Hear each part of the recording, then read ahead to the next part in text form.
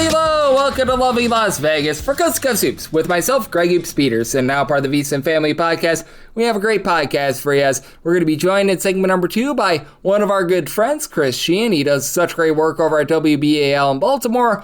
I scheduled him to come on the podcast over the weekend thinking that we would have a good old time talking about the Maryland teams, the Maryland Terps, the Towson Tigers. So we will do that, but obviously we have to talk about the big news that we saw on Monday. And no, I'm not talking about anything with regards to like hot dog eating contests or anything like that. I'm talking about the fact that Dusty May decides to take the Dallas Mavericks job, and I will be addressing in segment number 1 what this all means for Michigan, sort of what we can expect here over the next few weeks as Mike Boynton, the former coach over at Oklahoma State, is currently the interim. What can Michigan fans expect if he is the coach for the full season? Because I know they're right now conducting a coaching search, what have you, so there is a lot that is going on right now with Michigan, so we're going to be diving in on that and so much more. And then in the last segment, we'll talk a little bit about the Michigan situation, then look at more of the DMV area. If you do have a question, comment, segment idea, what have you for this podcast, you do have one of two ways we offer those in. First one is my Twitter/X timeline at gunit_81. Keep in mind, LRCM, name does not matter, so as per usual, please do send these into the timeline. And the other way is find an Apple Podcast review. If you rate this podcast 5 stars, it's very much appreciated from there. You're able to fire in whatever you'd like to hear on this podcast via that 5-star review, and I beg of you, I plead with you, please do send in those Twitter/X questions. It makes the offseason go by a little bit faster because it's not every day that the coach of the reigning national champions decides that he's going to be going to the NBA in Dusty May. And we'll talk a little bit in the next segment with our good friend Chris Cichon that this is a good move for Dusty May, in my opinion, because if it doesn't work out with the Dallas Mavericks, we have seen so many coaches like John Calipari, like Rick Pitino, go back to the college ranks, Lon Kruger, and not just have success after having a lack of success at the NBA, but be able to make a Final Four and so much more at the college ranks. In my opinion, this is a great move for Dusty May. I cannot fault him one bit. If you get the opportunity to go to the NBA, again, you can always go back to college. You can have yourself a nice cushy job and millions of dollars. So again, I am not blaming Dusty May, and it's just a meteoric rise for him. I mean, a few years ago, he was coaching over at Florida Atlantic and Conference USA, and now he is the Dallas Mavericks head coach. So bravo to Dusty May. Heck, if I remember correctly, he was an assistant coach for Mike White at Louisiana Tech less than a decade ago. So, I mean, man, it has been a meteoric rise for him. But that said, now for this Michigan program, for one, the big thing that needs to be addressed is that these players have 30 days if they decide that they want to enter in the transfer portal, and there are a lot of notable names, and perhaps this is why Morris Johnson decided that he was going to be staying in the NBA draft, because that was one of those NBA draft decisions. I was not surprised that he stayed in the NBA draft, but maybe he knew a little bit behind the scenes that this was going to be coming down. But I mean, this is a team that has signed some nice pieces here in the transfer portal. Mustafa Team, who was a really nice shot blocker over at Central Florida and Cincinnati last few seasons, certainly being one of them. Trey McKinney really stepped up towards back half of the season last year. We remember that LJ Kaysen injury. He's going to be coming back. He was one of the guys that really held down the fort there. They've got a star freshman in Brandon McCoy, and obviously Elliot Kadu, who was so good in that NCAA tournament run along JP Estrella, coming in for Tennessee. All these guys have 30 days to decide if they're going to be entering in the transfer portal. As far as I saw on Monday, maybe something broke very, very late. I did not see any of these guys enter into the transfer portal, and if you look at these similar circumstances from a year ago, there wasn't quite a June coaching change, but we did see a few more in like late September, early October. We remember what happened with St. Joe's. You really didn't see a lot of guys enter in the transfer portal because a lot of teams are just out of NIL and they're out of roster spots right now. Like we talked about this on the podcast with Rocco Miller yesterday, if we can expect any sort of like moves with regards to rosters, what have you, because we've seen a few teams like South Carolina sign international guys, but I mean, if you're Elliot Kadu, where are you going to make more money, Michigan or South Carolina?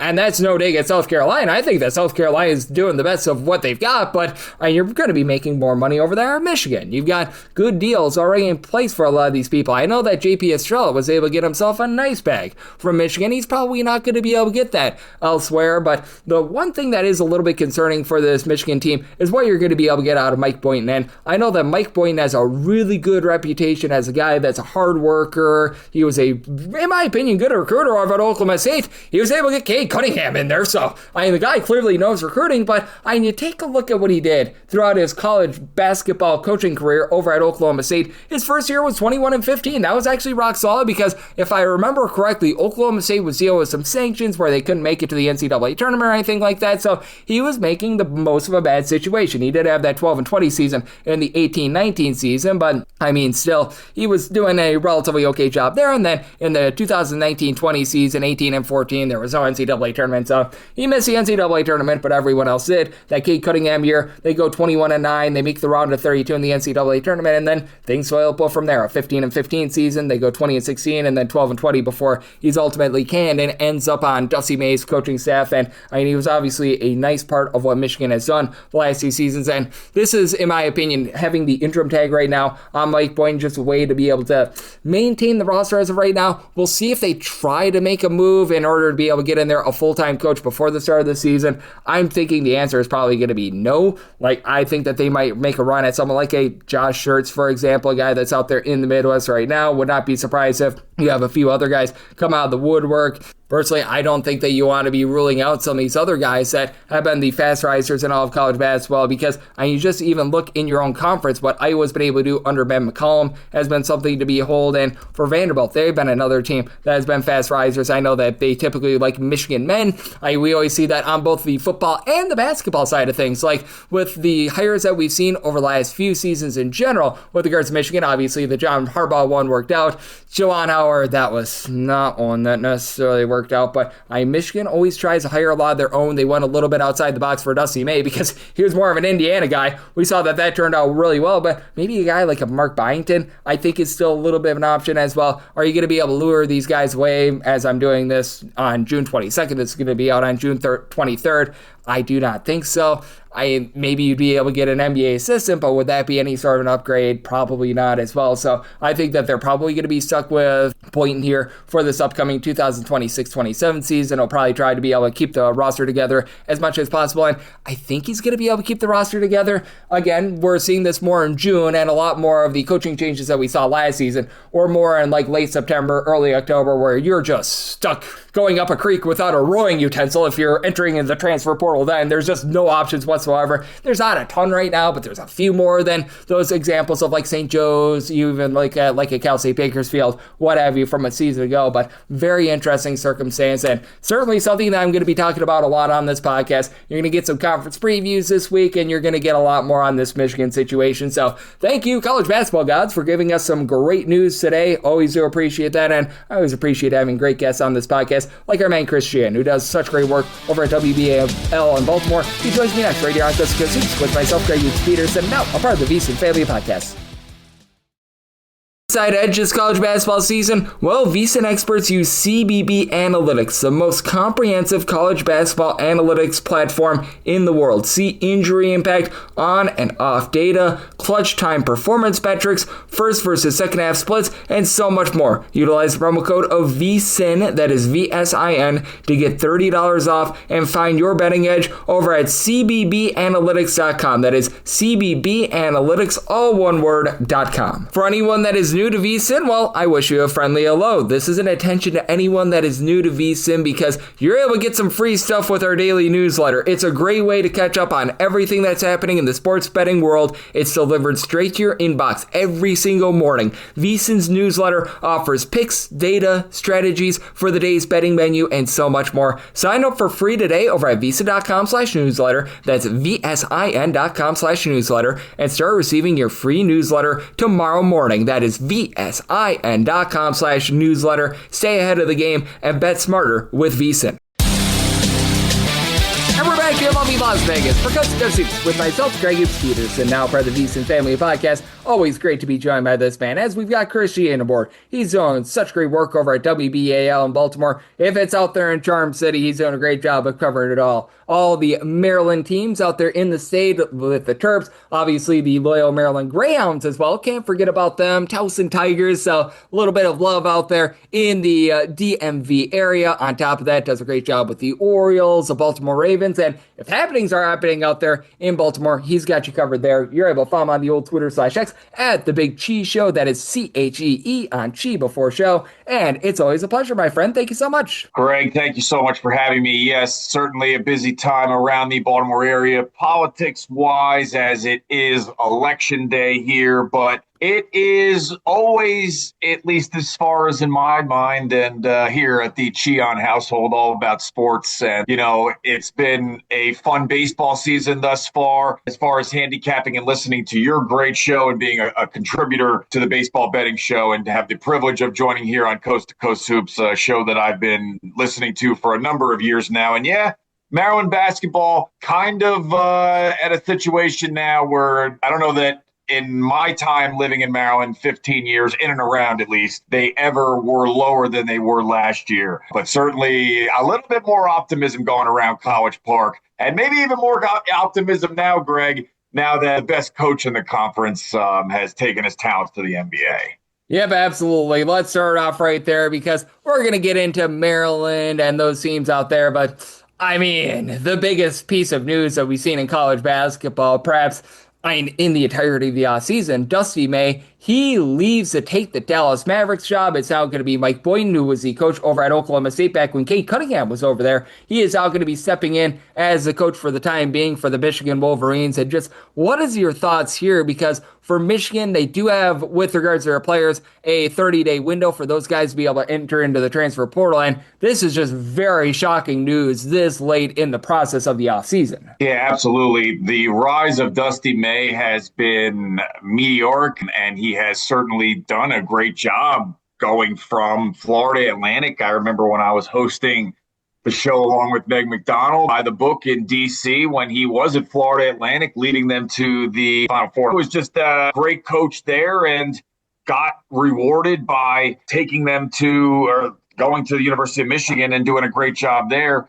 But now, and being able to bring his guys with him from Florida Atlantic, that was crucial to his success there. But, I mean, they just pounded teams this past season and then crushed it in the national championship game as well, too. It really wasn't that much of even contest against Alabama, Tennessee.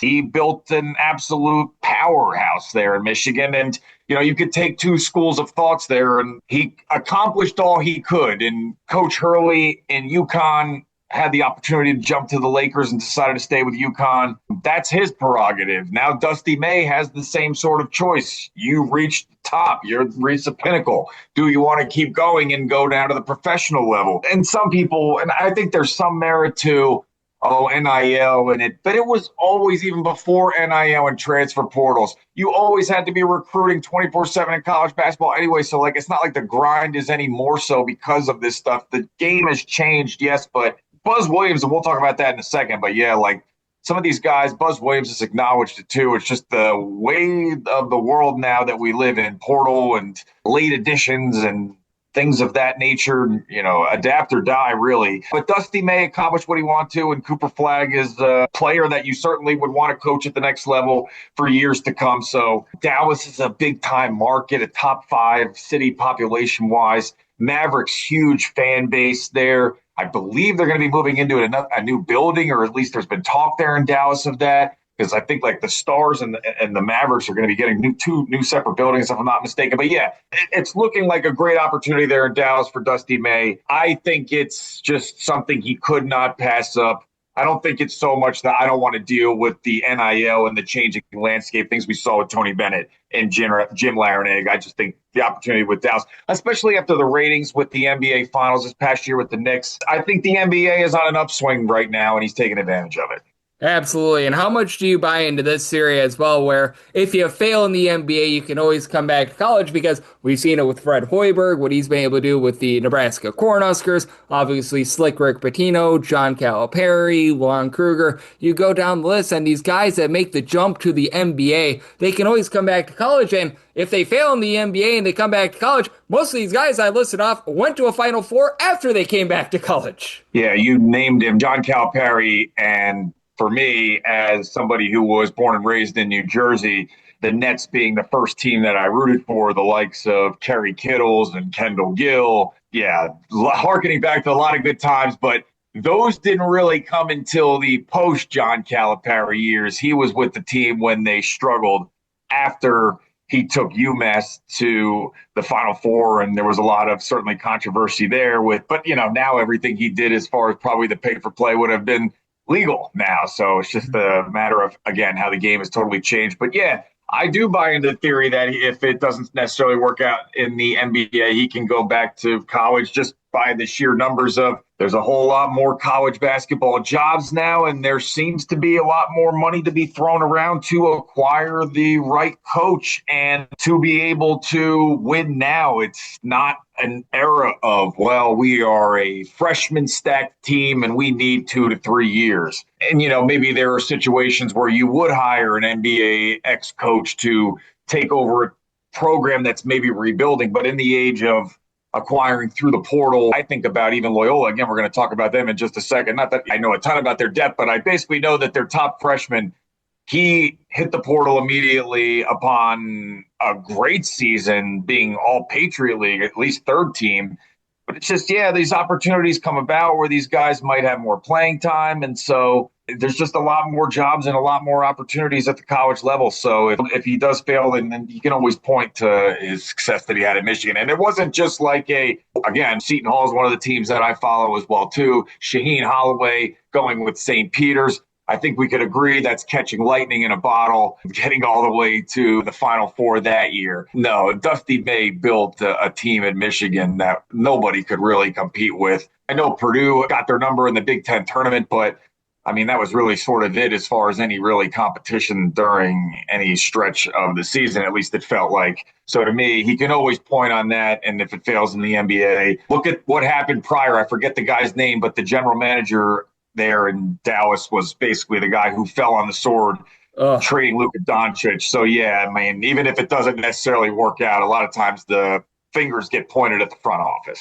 Yeah, definitely. Nico Harrison is who you're thinking of. Man, that's a trade that nobody else on the face of planet Earth, I think, would have made. So, yeah, you're so right. The pressure is off of Dusty May. And hey, when you got a guy like a Cooper Flag that you're able to rely upon, you're able to plant your flag on that. As we do have our good friend Chris Cichon, who does such great work over at WBAL in Baltimore, joining me right here on Cusco Soups. And the main reason we were trying to get you on the show, because we booked this before we knew that Dusty May was going to be taking the job, was to actually talk a little Big Ten and talk a little bit of Maryland. And how do you take a look at this Terps team? Because obviously it was a brutal year number one for Buzz Williams, but I think you know as well as I do, typically year one for Buzz Williams at a new stop, look at what he did over at Virginia Tech, is a little bit rough, and then there is that upswing, and I actually really like what Maryland has done in the offseason. Want to get your thoughts as to what the buzz is around the city, around Buzz, because I think that year number two is really when things start to get back online here for the Terps.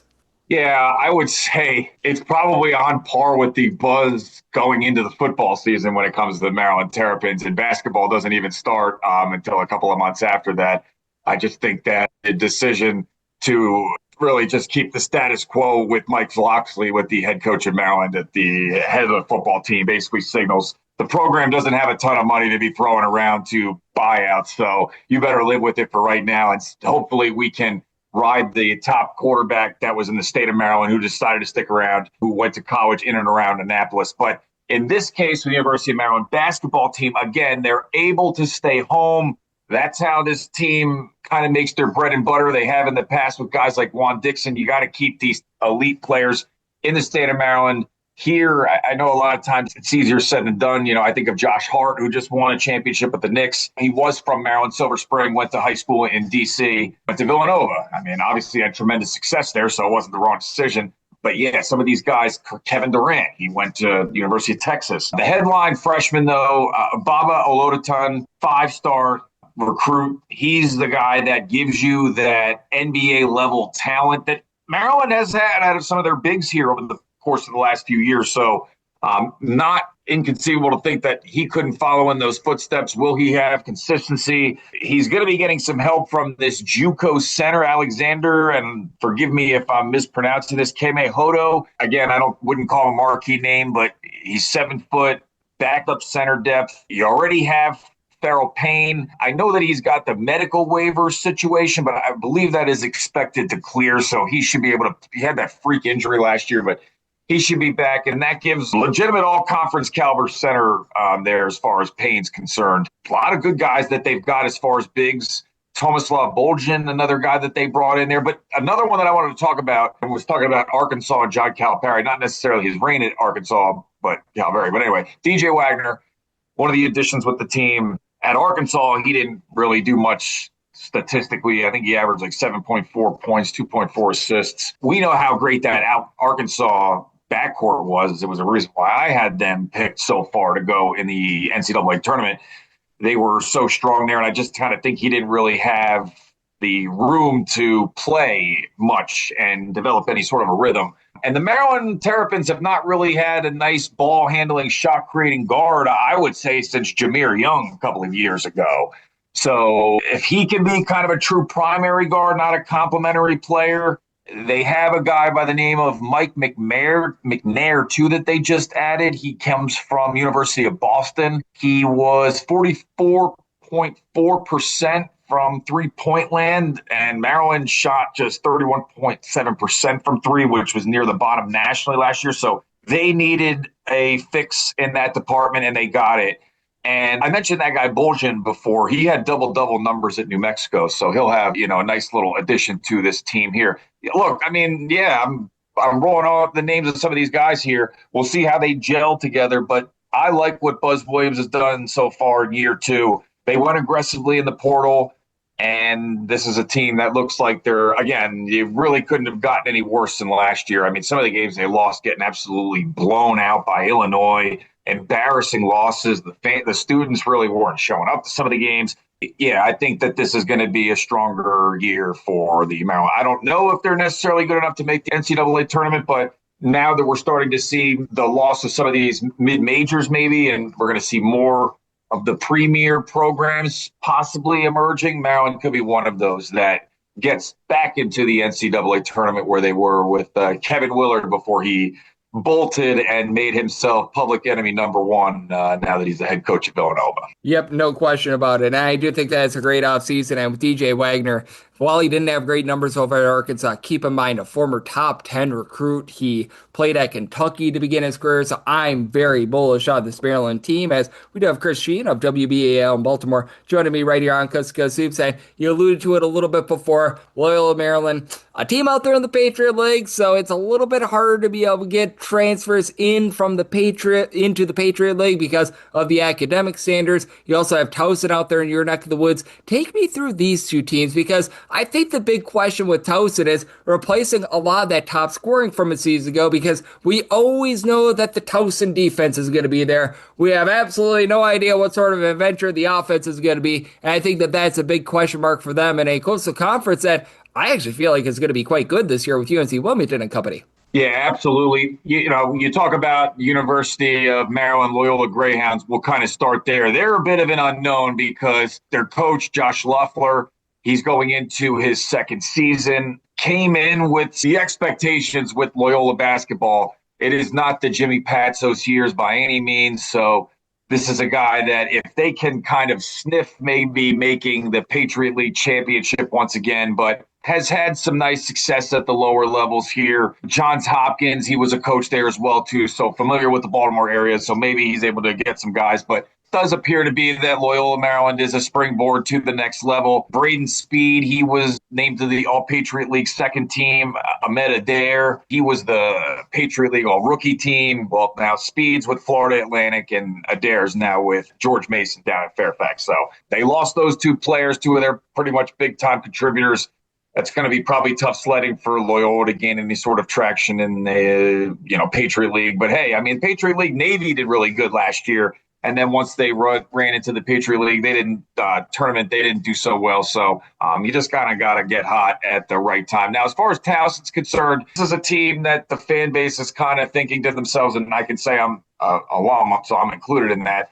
It's like, all right, you can have a great regular season, but until you make the NCAA tournament, which we have not had a berth in since 1991, it's really just a matter of that's all that's really the eye on the prize is making the NCAA tournament. And yeah, you alluded to it. They've got a tough schedule, perhaps.